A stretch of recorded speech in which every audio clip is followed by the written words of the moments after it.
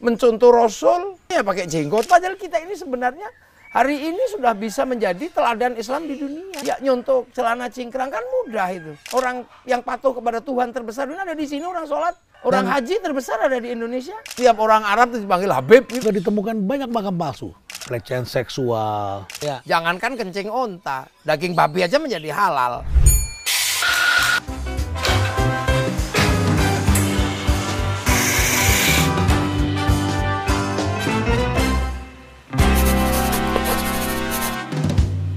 Tamu saya kali ini super spesial. Setelah kita pernah menurunkan pendeta, kali ini saya khusus datang ke Jogja di tengah-tengah suara saya yang tadinya hampir hilang. Dan hari ini saya bisa bicara lagi dan saya berada di pesantren Minggir. Bertemu dengan seorang Gus yang sering bicara tentang NKRI dan tentang budaya Indonesia. Gus Muafik. Selamat datang Pak Renal. Ya, selamat datang Pak Renal. Makasih Gus. Ya, ya. Pertemuan kita spesial. Alhamdulillah. Kami tengah mencari Gus Muafik sebagai narasumber. Saya sedang melamun, masuk pesawat saya duluan. Dari Surabaya menuju Jakarta. Tiba-tiba ada orang baju putih duduk di sebelah saya, berbadan besar. Saya bilang malaikat di sebelah saya. Ya Gus, di pesantren ini disebut pesantren Minggir. Ya. Kenapa? Namanya biasa nama pesantren ada Arabnya atau pesantren apa, tapi ini namanya Minggir. Jadi karena pesantren ini berada di daerah namanya Minggir.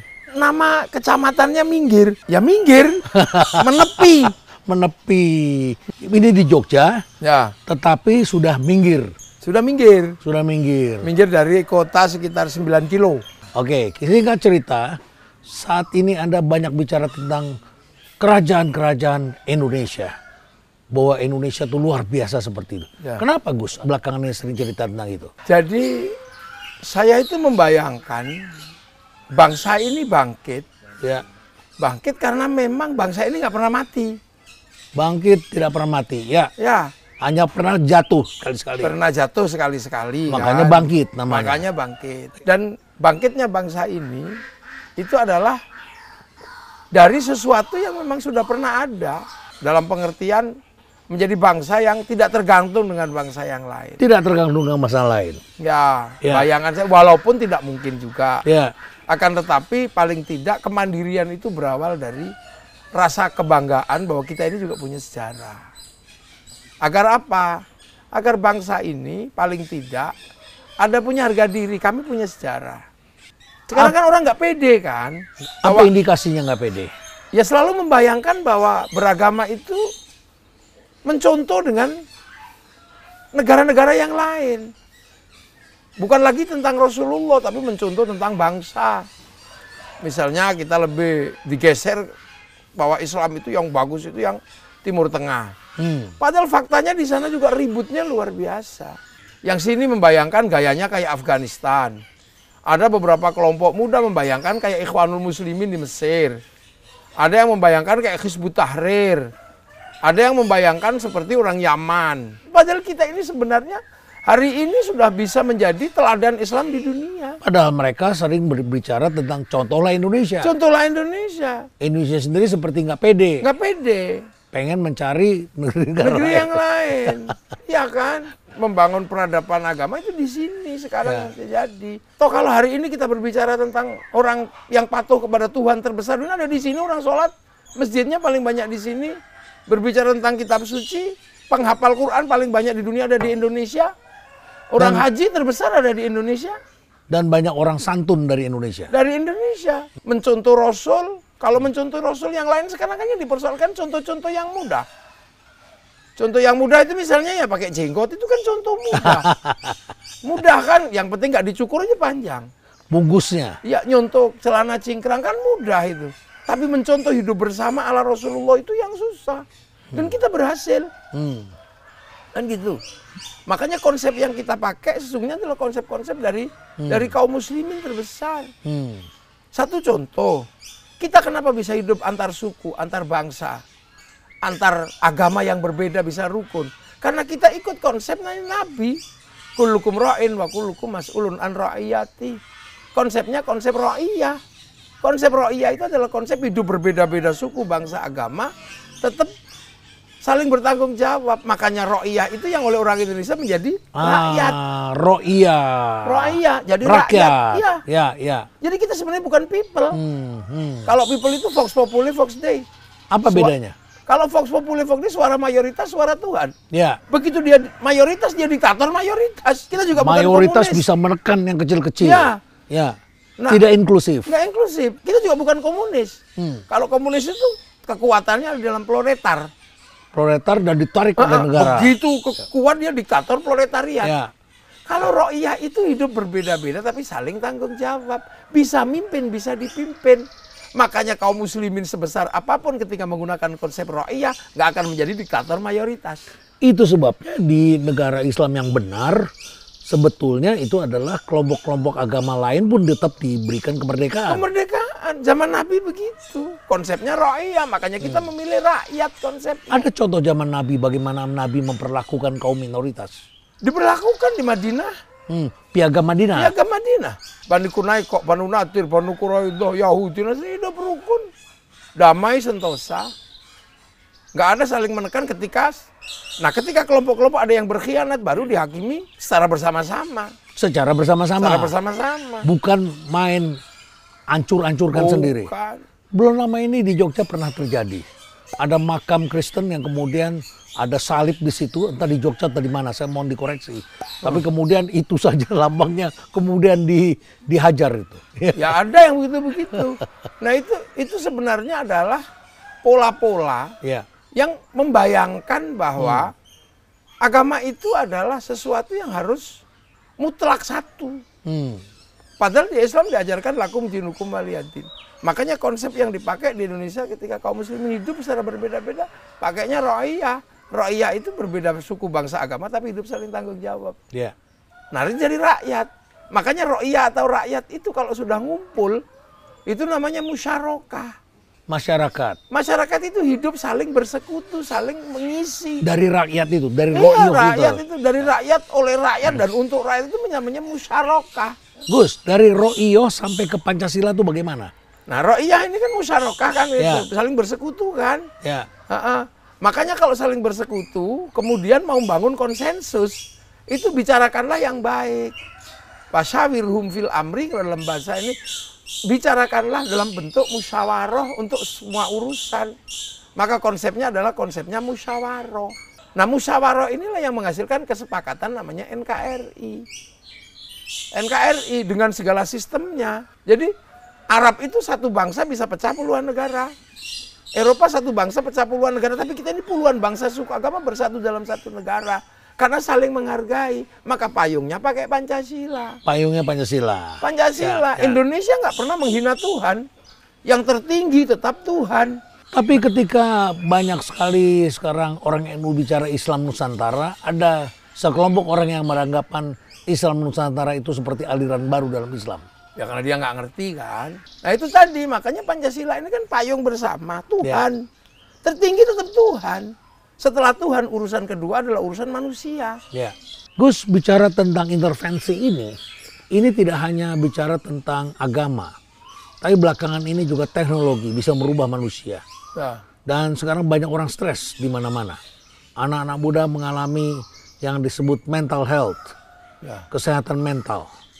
Gus juga menampung orang-orang yang terkena kesehatan mental. Di pesantren yang ratusan orang seperti ini, bahkan ribuan orang di sini, tentu juga kedatangan orang-orang yang mengalami goncangan-goncangan. Apalagi lewat teknologi sekarang ada judi, ada segala macam itu, Gus. Gus melihat itu sekarang. Ya paling tidak saya harus memberikan ruang. Ketika ada dunia yang sudah tidak bisa ditempati oleh orang-orang. Saya hanya mengatakan bahwa semua masa lalu itu sudah terisi, ada hitam, ada putih. Sudah terjadi. Ya, tapi sudah terjadi kan pasti ketahuan kan jelek buruknya. Tapi kalau ke depan kan masih bersih. Jadi nggak ada masa depan itu yang kotor, karena masa depan itu pasti bersih. Buku kita itu kalau ke depan bersih. Artinya orang-orang itu diberikan kesempatan kembali untuk hidup dengan lebih stabil, dan secara spiritual dia bisa menjalani hidupnya. Dan saya nggak pernah nyuruh apa-apa, saya juga, kamu di sini ya sudah, kalau kamu mau Pokoknya mau ngaji ya syukur. Kalau enggak ya yang penting sholat jamaah bersama-sama. Di sini. Jadi saya nggak terlalu ribet. Mereka sudah hidupnya bermasalah, jangan sampai masuk sini jadi tambah masalah kan mereka. Karena saya ngatur yang ribet itu. Jadi biar renungkan dan pikirkan mau lakukan apa dari sini. Ya. Memulai hidup baru. Ya. Loh karena kan kita sudah setelah berbicara Tuhan kan berbicara kemanusiaan. Mereka kan juga manusia. Harus ditampung ya sudah. Ada yang datang tiba-tiba nggak punya apa-apa, karena ada yang gila juga. Ada yang korban slot. Banyak di sini. Dikenain Gus, imbasnya. Kalau orang dari kota ketika membuat seperti ini, mereka kan berpikir, Gus, bagaimana saya membiayai ini semua? Kiai itu kan punya temen yang banyak. Ada orang datang bawain beras. Gotong royong. Ya, ada yang bawain beras, ada yang bawain sayur. Dan kita tidak perlu khawatir. Nggak perlu, karena manusia itu pasti akan ada kebutuhan yang yaitu yang tidak bisa ditanggung secara independen. Yang penting kiainya bisa dipercaya masyarakat. Ya. Kalau gitu bagaimana kita memaknai kata ikro? Itu perintah dalam Al-Quran. Ikro, bacalah. Ya baca, tapi kan ada bismi rabbika. Artinya? Atas nama Tuhanmu. Yang dibaca apa? Atas nama Tuhanmu itu bacalah. Atas semuanya bagian dari Tuhan, bacalah. Yang menciptakan engkau. Surah ayat itu kan nggak berhenti di ikro aja. Bismi rabbikal ladzi khalaqal insana min 'alaq. Jadi membaca diri sendiri bahwa kamu itu manusia diciptakan oleh Tuhan. Kan gitu, dari segumpal darah kemudian jadi segumpal daging. Nah, itu baca. Ya, jadi setelah kita baca, kita juga harus praktekkan. Mengenali diri sendiri. Setelah kita baca, ya, kita bisa enggak? Ya. Kan gitu. Saya misalnya, saya bisa membaca. Ya. Saya membaca keadaan. Saya bisa aja tiba-tiba kemudian tahu-tahu mendaftarkan diri menjadi anggota DPR gitu. Ya, ya. Iya kan di Sleman misalnya saya menjadi anggota DPR Sleman, bisa aja. Karena baca. Karena baca. Ya. Tapi kan saya bisa mengukur tahu diri saya. Ya. Diri saya bisa enggak ketika tiba-tiba harus duduk membaca Sleman dalam angka gitu. Pasti nggak bisa. Jadi saya harus tahu diri.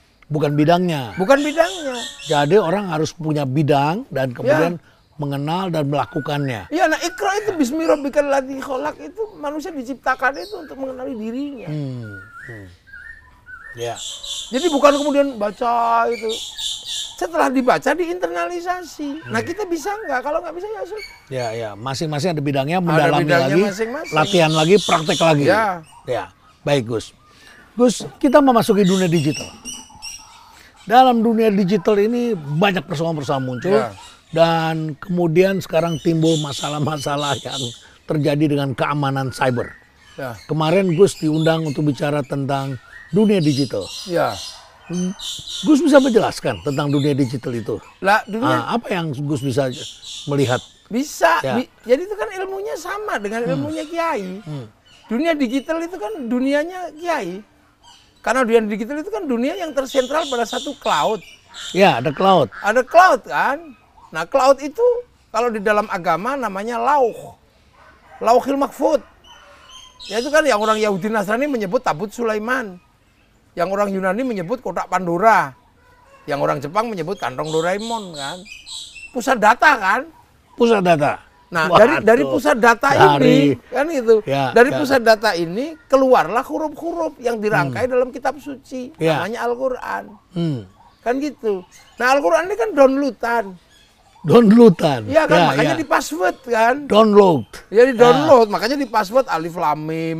Ya. Kaf ya ain, itu huruf-huruf. Jadi lauh itu menurunkan kitab suci itu berangkat dari huruf-huruf. Nah, huruf-huruf itu kan punya algoritma sendiri. Masing-masing ada algoritmanya. Algoritmanya ada dong, ada kodengnya kan. Makanya kemudian di dalam tradisi santri itu ada yang belajar ilmu tafsir. Print out-nya dibaca, tapi ada yang belajar kodengnya tentang huruf-hurufnya. Nah, itu kalau huruf-huruf itu dipelajari, dimatrikulasi dengan tersendiri dengan algoritma, jadilah raja, wafak. Kan itu juga yang terjadi dengan algoritma digital. Persoalannya adalah algoritma digital itu pakai huruf yang disepakati. Kita ini kan nggak punya huruf. Oh, kita nggak punya huruf. Nggak punya kan, Ya, huruf ya. kita ini kan huruf Latin. Latin. Arab punya huruf. Arab punya huruf. Cina punya. Cina punya huruf. Jepang punya. Jepang punya. Korea ada. Korea ada. Ya. Beberapa negara kan mendaftarkan hurufnya. Dan membuat dengan konsep algoritma huruf negaranya sendiri. Oh, makanya Cina bisa bikin sendiri. Bisa bikin sendiri, aman dia. Hmm. Kalau di password pakai bahasa Cina, orang sini juga nggak ngerti. Ya. Kita nggak bisa. Kita mau password gimana? Huruf yang kita pakai itu huruf Latin. Jadi ketahanan digital di Indonesia sangat berat. Karena kita menggunakan algoritma yang sama dengan orang Eropa. Ya, dan mesinnya dibuat oleh mereka semua. Dibuat oleh mereka. Mesinnya, softwarenya, semua. Ya. Jadi mudah dikendalikan. Begitulah pandangan Gus tentang algoritma dan tadi ya, Born-Lutan itu ya. Ya, nah siapa sekarang? Ya negara dong yang harus ini. Cuman kalau algoritma ini disepakati, di belakangnya konsekuensinya kita bisa nanggung apa enggak? Karena algoritma yang masuk ke Indonesia itu menghasilkan duit yang sangat banyak. Ketika kita menggunakan algoritma yang sama dengan Eropa, handphone kita menghasilkan duit yang sangat banyak buat mereka. Nah, apakah kita mungkin? Nah, siapa yang berani melakukan penguatan di situ? Dan di balik itu pun ada manusia-manusia yang juga harus siap melakukan inovasi dan pembuatan microchip dan sebagainya. Proses ke belakangnya panjang lagi. Panjang prosesnya. Nah, itu namanya negara. Cina saja sampai dihadang untuk dilarang menggunakan atau membeli produk-produk dari Amerika itu ya untuk dibuat sendiri, sampai dilarang begitu. Dilarang karena begitu masuk ke sana Cina nekat juga tanpa hak cipta, duplikasi. Duplikasi. Dia bisa bikin lagi bikin lagi bagus. Dan mau diduplikat orang lain juga nggak ada masalah dia. Cuman kan algoritmanya dia sudah pegang. Dia sudah pegang, ya. Gus, kita balik ke soal agama, Gus. Ya. Sekarang ini banyak sekali orang yang pengen dipanggil Gus. Kan sekarang banyak sekali tuh. Sama kayak profesor ya. Sekarang banyak sekali orang yang ingin dipanggil profesor. Ya, dan penyiar TV juga begitu, lihat orang yang sering tampil muncul aja dipanggilnya Prof. Gitu ya. Kemudian sekarang juga orang banyak sekali ingin dipanggil Gus. Apa sih sebetulnya yang terjadi? Ya semenjak Gus Dur kan. Ya. Oh, tiba-tiba muncul Gus Dur. Ya kan. Ya, presiden namanya Gus, padahal Gus artinya anak kiai. Ya. Jadi kan itu fenomena semenjak ada Gus Dur. Nama benernya kan Kiai Abdurrahman Wahid. Ya. Tapi dia panggilan sehari-harinya Gus Dur. Gus. Akhirnya Gus ini lebih keren daripada Kiai. Itu kan Gus ini kan sebenarnya anak-anak Kiai yang ya masih pantas lah, keliru-keliru, dosa-dosa dikit kan masih pantas. Nah, tiba-tiba ada Gus Dur, ada fenomena Gusmi. Ya. Gus-gus yang tiba-tiba sudah tua masih dipanggil Gus. Sekarang yang paling sepuh yang masih dipanggil Gus kan Gusmus. Gusmus. Iya kan? Wah, puisinya keren sekali tuh. Iya, padahal sudah setua beliau masih dipanggil Gus. Akhirnya Gus itu jadi lebih keren. Lebih keren. Iya kan? Nah, akhirnya orang mengidentifikasi bahwa semua orang yang berada di jalur agama dan bisa menjadi patron, ya akhirnya kemudian disematkanlah dia nama Gus. Sebenarnya juga dia juga nggak kepingin, ada yang memang nggak kepingin, ada yang tahu-tahu menjadi disebut Gus gitu. Ya seperti orang tiba-tiba disebut Prof. Setiap orang cepat terus tiba-tiba dan gitu kan, karena tentara itu kan biasanya kan cepat-cepat, komandan, jadi mau dan gitu kan. Nah kan dia menjadi umum. Nah itu kan bahkan kadang bukan sesuatunya bisa disebut dengan sebutan yang sama. Saya biasa sudah tahu RE King itu Yamaha. Disebut Honda kalau di sini. Jadi nama dia. Jadi nama barang. Iya kan. Ibu-ibu juga iseng kalau lebaran. Karena yang terkenal itu Kongwan. Semua bungkusnya Kongwan padahal isinya Renggina. Iya. Jadi bungkus dan isi itu dari dulu kalau di sini sih udah. Atau sama setiap orang Arab itu dipanggil Habib gitu kan. Ya, orang Arab dipanggil Habib. Habib gitu kan. Ya Habibi kan. Ya. Dulu Kiai identik seperti yang Gus Muafik ini. Ya, pakai peci. Ya. Tapi saya jarang lihat yang pakai peci rambutnya gondrong. Ya jarang. Kan? Karena ini kan hanya ada kekhususan aja. Gitu kan. Nah, jadi saya ini omongan saya gondrong-gondrong, masa saya kalah gondrong kan enggak. Katanya kalau dipotong katanya kesaktiannya hilang. Oh, enggak juga. Saya waktu Ke kecil Samson. saya waktu kecil kalau dipotong itu meriang. Dipotong ya. Jadi kalau dipotong itu demam. Demam. Maaf. Ah. Akhirnya terus daripada dipotong demam, saya nggak usah dipotong aja. Baik, Gus, ini masih soal kenyataan sekarang. Pesantren juga semakin populer belakangan ini, ya. Tapi kan kita juga prihatin melihat sekarang juga terjadi korban-korban. Ya, ada pelecehan seksual, ya, ini disebut sebagai predator dan sebagainya. Apa yang Gus lihat? Fenomena apa ini? Kita melihat itu kan, anak kiai juga melakukan itu. Bahkan ada orang yang tidak punya basic pesantren, bikin pesantren. Ini sama juga dengan di gereja banyak terjadi. Tiba-tiba banyak sekali orang pengen jadi pendeta. Kalau di gereja ya. ada, Ya. di Islam ada, di agama yang ada, artinya kan itu bukan fenomena satu agama. Luas di mana-mana. Itu kan berarti kan problem sosial. Relasi kuasa. Ya, dan itu kan patologi kan. Ya. Jadi artinya itu menjadi memang problem-problem dunia. Kan gitu. Maka dunia itu seperti pasar. Ya pinter-pinter aja memilih barang di pasar. Pinter-pinter sekolahin anak. Lihat dulu di mana tempatnya. Ya lihat dulu di mana. Pinter-pinter aja. Karena mencegah hal seperti itu yang mestinya kan ada majelis ulama juga nggak bisa. Ya. Ada Robito Ma'ahid juga nggak bisa. Wong itu fenomena. Ya. Fenomena, jadi fenomena seperti itu artinya kalau itu terjadi di semua kelompok, dan itu artinya ya fenomena yang umum. Ya tinggal pinter-pinter aja kita melihat ini seperti apa. Makanya kayak saya gini, punya tanggung jawab. Karena saya ini terlibat dalam organisasi besar. PBNU. Saya NU, saya ini Suria.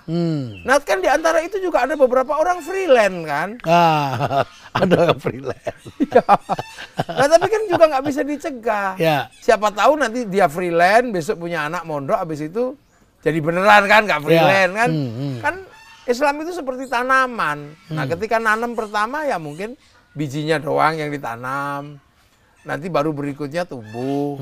Generasi berikutnya baru berbuah. Kayak gitu. Semua orang berusaha menanam. Cuman kan setiap tanaman pasti ada masalah. Ada penyakit-penyakitnya. Ya itu makanya ya sekarang negara ketika sudah terjadi seperti itu ya harus diverifikasi. Karena kalau enggak yang kayak gitu juga akan semakin banyak. Karena relasi kuasa itu memang enak. Ya. Terus saya ingin melompat sedikit. Salah satu yang sedang ramai kalau kita buka di sosial media itu adalah soal fenomena makam-makam palsu. Karena orang NU ini senang ziarah. Ya. Ya kan? Senang ziarah. Nah, kemudian ternyata itu makam-makam itu banyak menghasilkan uang dan kemudian juga ditemukan banyak makam palsu. Sampai banyak yang harus dibongkar.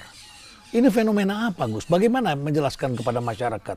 Kalau makam palsu itu kan sebenarnya dari dulu juga ada. Dari dulu sudah ada? Sudah ada kan, dari dulu juga sudah ada. Makanya dulu di Mekah sempat ada makam-makam yang dihancurkan. Ya. Dikembalikan ke asalnya. Artinya kita butuh sains juga, butuh orang untuk memverifikasi kebenaran itu. Karena itu kan manusia sejarah. Ya. Nah ini kan verifikasinya kan verifikasi sejarah sebenarnya. Sejarah itu kan ada lompatan-lompatan hermeneutikanya. Ada real life-nya kayak apa. Kalau real life-nya ada pasti ada narasinya dong. Kalau narasinya ada pasti historiografinya ada, baru ada ideologi, ada menjadi manusia sejarah. Nah sekarang orang ini kan semuanya berbicara tentang data. Ya. Jadi tidak semata-mata itu faktor ekonomi. Gitu lah. Karena memang sekarang orang sudah diverifikasi. Apalagi sekarang tiba-tiba kenapa makam itu makamnya orang Indonesia, tapi kok setiap makam yang berubah itu menjadi makamnya orang Arab, kan gitu, orang Yaman. Ini kan terus tiba-tiba orang bertanya. Orang Yaman itu di Indonesia, itu yang dari punya klannya masing-masing. Punya catatan keluarga dari mana. Ya. Artinya kalau ketika dia lahir bawa catatan, Pak mati itu pasti ada sejarahnya, ada catatannya. Dimakamkan di mana? Di mana pasti wong lain kemana-mana bawa catatan. Seperti barang keluar dari mall. Barang dari keluar pasti ada barcode-nya. Mau sekecil apapun bentuknya, karena memang barang keluar dari mall itu ada barcode-nya. Ketika keluar pasti ada barcode-nya.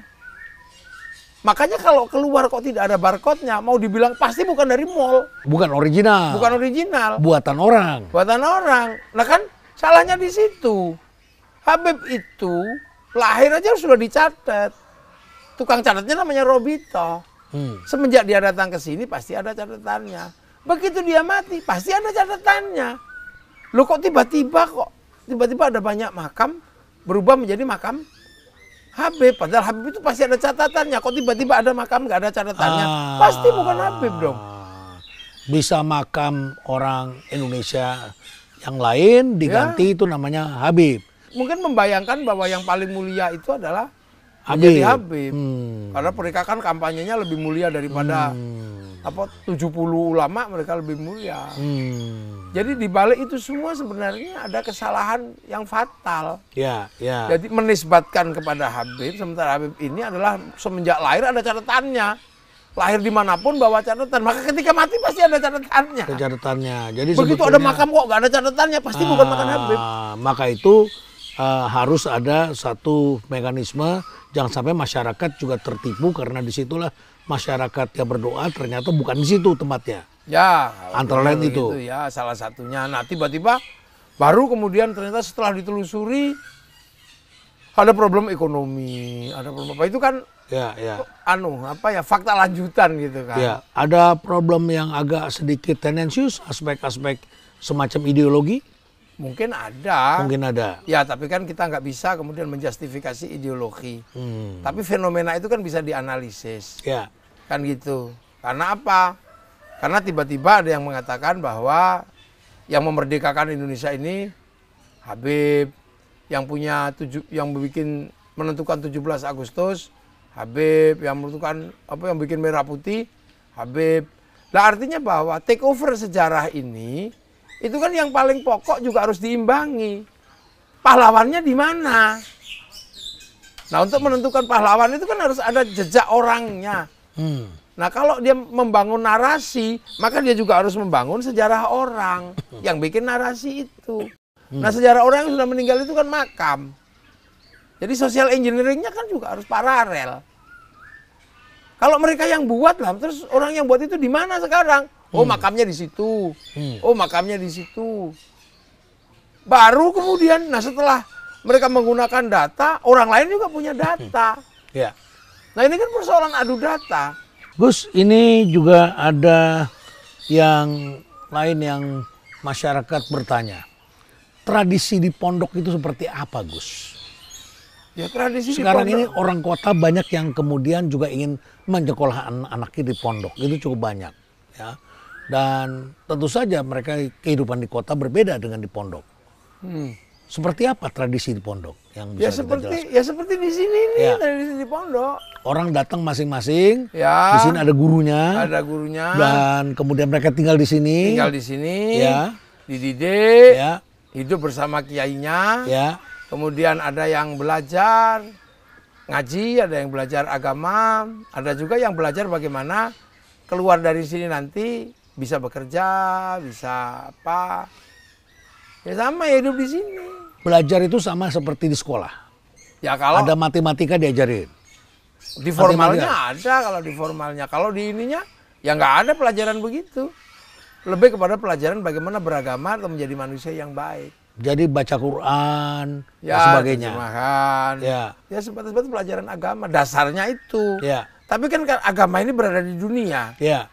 Makanya kemudian agama ini nggak bisa lepas dari dunia lah. Dunianya itu kemudian dipelajari di sekolahan yang ada di pesantren. Jadi seperti Gus Muafik ini bisa menjadi seperti ini. Sekolahnya dulu di pesantren? Ya di pesantren. Di pesantren? Iya, tapi madrasahnya kan diajarkan. Oh, diajarkan di madrasahnya. Madrasah namanya. Sekolahannya itu madrasah. Jadi kita juga dapat ilmu kehidupan di Iya, situ. diniyahnya ada, madrasahnya ada. Di sini juga begitu? Iya. Ya. Nah, paralel. Nah, ada yang tanya lagi, kehidupan di pesantren. Misalnya begini, Gus. Kiai habis ngopi. Itu gelas kopinya gantian dari situ. Ya, kalau itu tradisi apa itu, Gus? Ya itu tradisi Islam begitu sebenarnya. Ya. Karena sahabat itu dulu begitu. Karena Rasulullah itu kalau makan atau mengambil sesuatu pasti berdoa Allahumma barik lana, berkailah kami. Nah, makanan-makanan ini didoakan dengan doa barokah. Makanya makanan ini berkah. Nah, orang kan bertanya apa makanan bisa nyimpen doa? Ya jangankan makanan, kaset aja nyimpen suara. Kaset nyimpen suara, ya. Handphone nyimpen gambar. Artinya, di Jepang profesor itu ada menemukan ini kalau yang didoakan ya dengan yang disumpah serapah. Beda molekulnya beda. Ya. Iya. Nah, ya itu pasti berdoa Allahumma barik. Karena berkahilah makanan ini. Nah, diminum. Nah, di dalam air itu ada doa barokah. Nah, kalau yang doa kiai kan berkah. Kalau jadi daging barokah. Daging barokah itu nggak dibakar sama api neraka. Karena doanya itu wakina ada benar. Makanya sekarang ilmu pengetahuan modern kan bisa melihat itu. Jadi fenomena itu sebenarnya fenomena dari dulu ada. Ya. Cuman kan orang kemudian melihat, yang dilihat itu kan tentang kebersihan. Kebersihan, ya. Tapi yang dilihat santri kan bukan dari sisi itunya. Dari doa kiai ketika dia minum, ketika dia makan, pasti Allahumma barik lana, bismillahirrahmanirrahim. Terakhir Gus, ini mengenai statement Gus yang cukup menarik, ya. Mengislamkan budaya atau membudayakan Islam. Ini juga banyak orang bertanya seperti ini. Apa yang sebaiknya dilakukan? Banyak orang yang melakukan pilihan adalah mengislamkan budaya. Kan gitu, dua-duanya bisa jalan. Membudayakan Islam, mengislamkan budaya. Karena apa? Karena Islam datang, itu semua orang sudah punya budaya. Jadi dunia ini kan berperadaban. Islam belum datang kan sudah berperadaban. Sudah berperadaban. Jawa kan juga sudah punya peradaban. Sumatera sudah punya peradaban. Ya. Makanya ada peradaban yang cocok. Ya. Nah, peradaban yang cocok itu namanya inkulturasi, asimilasi. Ya, yang nggak cocok namanya sinkretik. Itu yang nggak cocok. Ya. Jadi ketika Islam itu datang, pasti ketemu dengan budaya yang sudah ada. Ketemu wayang. Ketemu wayang. Ya kan gitu. Oh, wayang ini sastra tutur. Isinya bisa disampaikan tentang kebaikan, tentang apa. Nggak bertentangan isinya. Kan gitu. Nah, tinggal kemudian dari sudut mana. Apakah kemudian wayang ini mau dijadikan budaya Islam.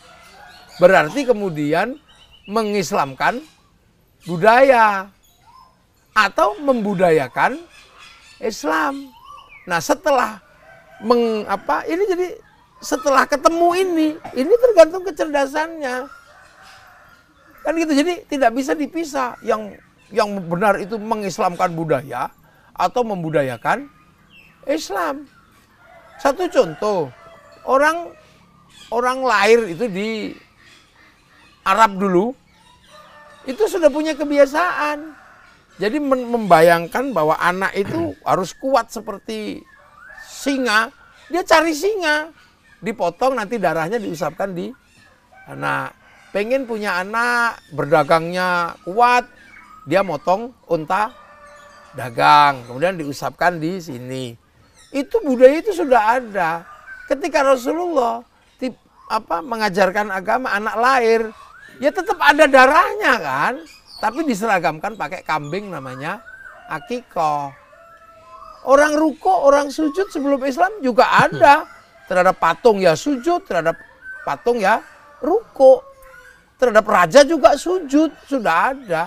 Tradisi lama. Iya, sujud itu sudah ada dari dulu. Tapi kemudian Islam datang, sujudnya dikasih isi syariat kan. Dengan namanya sholat. Jadi sholat itu adalah sebuah gerakan tentang ruko, sujud yang tadinya sudah ada. Cuman oleh Islam kemudian nggak tahu Allah gimana caranya membuat. Tiba-tiba diatur rukuk sujud itu menjadi aturan sholat. Orang muter di Ka'bah itu sebelum ada Islam juga sudah ada. Islam datang, muternya masih tetap kok. Tapi kemudian isinya beda. Diisi dengan subhanallah, alhamdulillah. Diisi dengan labbaik Allahumma labbaik. Muternya kan tetap ada itu. Muternya tetap ada. Tetap ada. Terbang. Sebelum Islam ada, sudah ada kan terbang itu, alat musik itu loh. Terbang duf, itu terbang, ini kendang itu di sana. Ada. Zaman Rasul ada terbang juga, tapi digunakan untuk tolak al-badru, menyambut Rasul. Dulu kalau kita datang ke masjid di kampung atau di kota pun sekalian, itu ada beduk. Ya. Kenapa sekarang beduk hilang? Ya beduk kan dulu alat manggil orang. Jadi orang masuk waktu sholat itu tandanya beduk. Kenapa sekarang hilang? Ya ada speaker. Ada speaker yang lebih keras penanda waktu, untuk teriak-teriak lebih keras langsung adzan. Iya, iya. Kalau dulu orang bilang itu beduk. Ya beduk, udah mancing kan gitu. Udah bisa buka puasa udah nih. bisa buka puasa. Karena itu alat penanda suara sebenarnya. Di Jogja nggak pakai beduk, itu pakai sirene. Kadang speaker juga sudah nggak terlalu laku. Karena orang pakai alarm. Jadi kan ini sebenarnya halal seperti itu pakai kan, HP. Pakai HP. Iya, iya. Lagi di WC tiba-tiba adzan HP-nya kan. Loh, artinya hal-hal seperti itu. Yang inti itu kan waktu. Yang inti waktu. Waktu. Dan itu panggilan. Iya, karena sholat itu ditentukan oleh waktu. Oleh waktu. Penandanya pakai apa ya terserah. Apa pakai jam waker atau pakai apa. Hanya mengingatkan orang ini sudah waktunya. Ya. Baik Gus, tradisi ini tadi Gus cerita tentang darah singa dan sebagainya. Ada pertanyaan yang juga muncul bagi awam. Ya, saya tidak tahu ini kebenarannya. Bahwa ada juga yang menggunakan kencing onta. Itu diminum. Di mana kebenarannya? Gus sebagai orang yang pernah belajar hal ini tahu apa itu sebetulnya. Apakah itu tradisi juga? Lah itu kan kalau di Arab kan air itu jarang sekali. Air jarang sekali. Air jarang kan. Ya. Air itu sangat jarang. Ketika orang kehausan, jangankan kencing onta, daging babi aja menjadi halal. Artinya sebenarnya kalau ada babi. Kalau ada babi, kalau nggak ada makanan juga halal. Ya. Nah, kalau masih ada makanan lain, nah dulu itu mungkin juga karena padang pasir kan kita bayangkan kayak gitu. Ketika di tengah padang pasir kita nggak punya persediaan apa-apa, orang harus hidup. Maka kemudian di saat itu adanya kencing onta ya, minum kencing onta. Ada yang menusuk nadinya onta, minum darahnya untuk hidup. Ini problem survival. Jadi hidupnya manusia itu menjadi sangat penting dan di atas segalanya. Maka jangan sekali-sekali mengganggu kehidupan manusia. Karena manusia itu minum kencing juga boleh untuk bertahan hidup. Minum darah juga boleh untuk bertahan hidup. Makan babi juga boleh untuk bertahan hidup. Nah mungkin waktu itu namanya juga padang pasir. Kenapa itu nggak ngetren di Nusantara? Ya karena di sini banyak air. Persoalan kesehatan itu urusan kedokteran. Cuman kan kalau berbicara hukum memang ada yang menghukumi bahwa kalau ketika binatang itu halal, kotorannya tidak najis. Nah unta itu halal, maka ada yang berpandangan bahwa unta itu halal, kotorannya nggak najis. Baik Gus, kita sudah berbicara panjang lebar. Kita bicara pengalaman Gus, kita bicara tentang kehidupan, kita bicara tentang sejarah, kita bicara tentang tradisi di pondok, ya, dan lain sebagainya. Yang jelas kita hidup dalam suatu negara yang bangsanya sangat beragam, dan tentu saja datang semua dengan konsep adalah saling melengkapi semuanya. Ya, dan tentu saja dalam situasi seperti ini kita juga mendapat gemburan-gemburan, apakah itu intervensi secara kultural, apakah itu intervensi secara politik, macam-macam semua itu terjadi. Tapi konsepnya adalah kita ini adalah ro'iyah. Ro'iyah, berbeda-beda tapi saling tanggung jawab. Berbeda-beda, saling mendukung, saling tanggung jawab. Ya. Tidak ada tirani mayoritas. Nggak ada. Ya, karena pemenangnya yang mayoritas, lalu mayoritas itu tirani, lalu mengabaikan yang kecil-kecil itu. Ini adalah ro'iyah dan kita musyarakah masyarakat, membentuk masyarakat, dan kemudian adalah kita semua harus memusyawarahkan. Ya, jadi baik. Jangan main sendiri, harus jangan main sendiri. Iya. Ya, dan intinya adalah kita saling melengkapi. Ya, dan satu juga dalam situasi seperti ini yang harus kerja kayak Pak Rinal Kasali itu banyak untuk membuka resonansi berpikir itu menjadi lebih diterima. Karena di dunia digital harus ada yang orang yang ngurusin membuat resonansi berpikir itu semakin jauh. Karena kalau enggak ya orang kan berubah itu kan karena dari pikirannya dulu. Dari pikiran. Iya, kalau pikirannya aja nggak berubah gimana sikap hidupnya mau berubah. Terima kasih banyak Gus. Ya, sama-sama. Semoga pesantrennya semakin maju. Amin, amin. Ya, santri-santrinya juga bisa sehebat Gus. Bahkan kemungkinan besar ke depan ada yang jadi presiden dari amin, sini. Amin, ya. Amin. Kita doakan yang terbaik. Ya, saya senang berada di sini. Suara alam di sini, dan saya mengundang saudara-saudara juga untuk berkunjung ke sini. Amin, iya, diundang sini. Ya, datang ke sini. Ini di daerah Jogja, daerah Sleman ya. Daerah Minggir. Daerah Minggir, Sleman. Cari aja Pondok Minggir gitu. Cari Pondok Minggir dan bangunan joglo, santri-santrinya sini juga banyak dan makanan Nusantara ada di sini. Ada. Ya. Terima kasih Gus. Ya, terima kasih Pak Dan stay relevant.